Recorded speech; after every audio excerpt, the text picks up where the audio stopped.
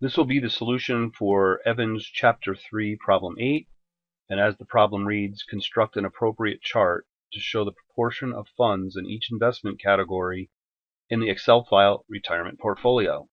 So they're asking us to do an investment category.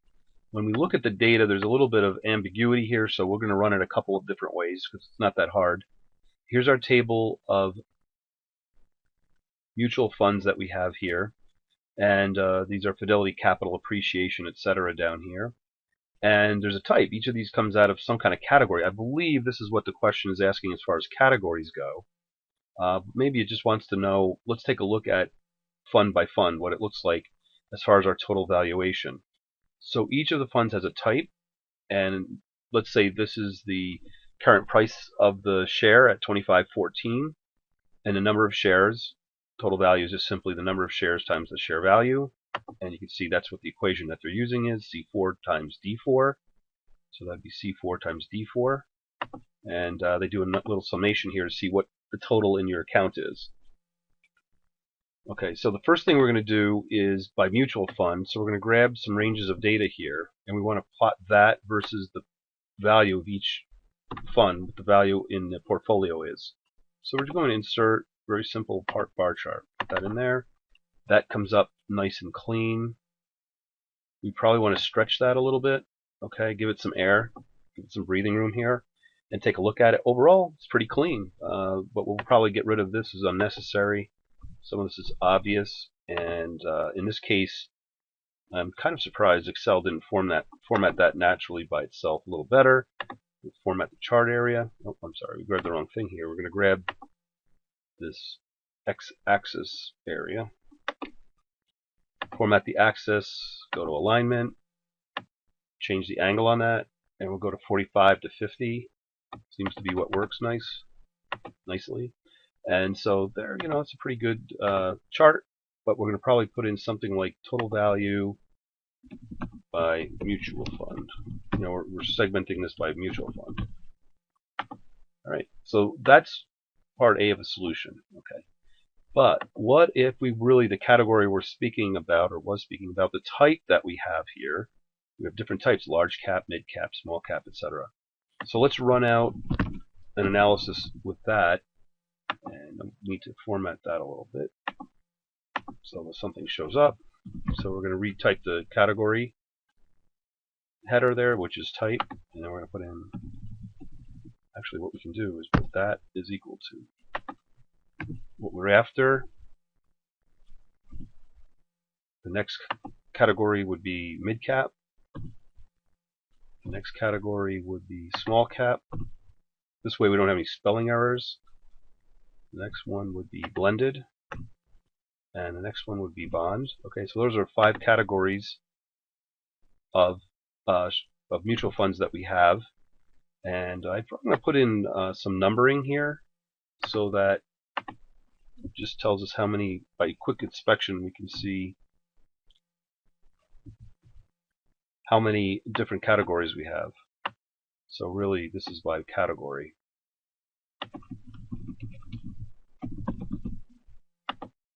Okay, and then this would just be the total value.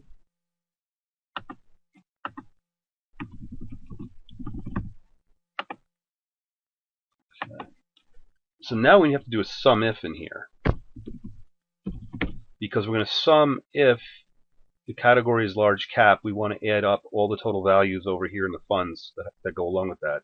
And so the arguments that go along the line here is we're going to search this column for large cap. I'm going to click on that. We're going to use these things automatic so we don't type them in and get a typo in here and then ruin everything.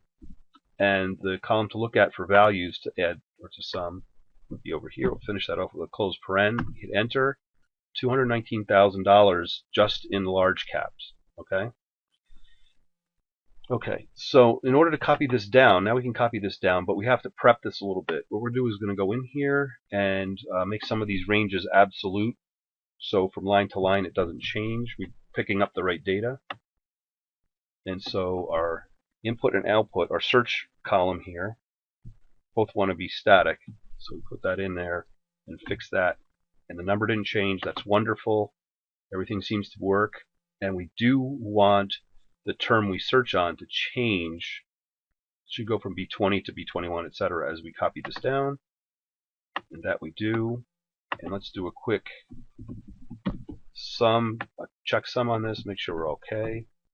389, 389. Okay, so we're doing all right. Okay, and as you go along, you might want to do some better formatting of what's going on here. And one way to do that very quickly to do so your eye is picking up things well. You want to do this a little bit visually so that things work. What you can go to is I put a blue background on there, and I turn my text to bold white, and that's what that looks like. Now you have a little bit of visual differentiation there. We'll put our double line underneath this. Very common in summing and totaling things out. So we'll grab the double bottom line, double bottom border on that, and we have ourselves a nice little chart. Okay, but now we want to graph that. Okay, so now we're really doing it by these categories. So if we grab this data, we can do this a few different ways. Of course, we can do a bar like we just did, and great. Okay, we have a graph of everything in here. We can do the same cleanups on this. Don't need the legend in there that we can get rid of, and you can play around with the numbers so that we rotate them and they look clean, and put a chart title on there and everything else. Chart title, you go up here to layout, grab your chart title, and we'll put it above the chart, and we're going to change that to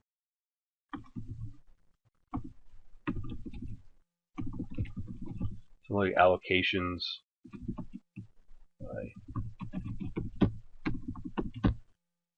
Okay, so it says we've allocated a certain amount into bond, a certain amount into large cap. Okay, there you have. That's really what I think they're after, is by category. I think they're combining things, our knowledge now, and they want us to do a sum if on this and add by category. And there you have it.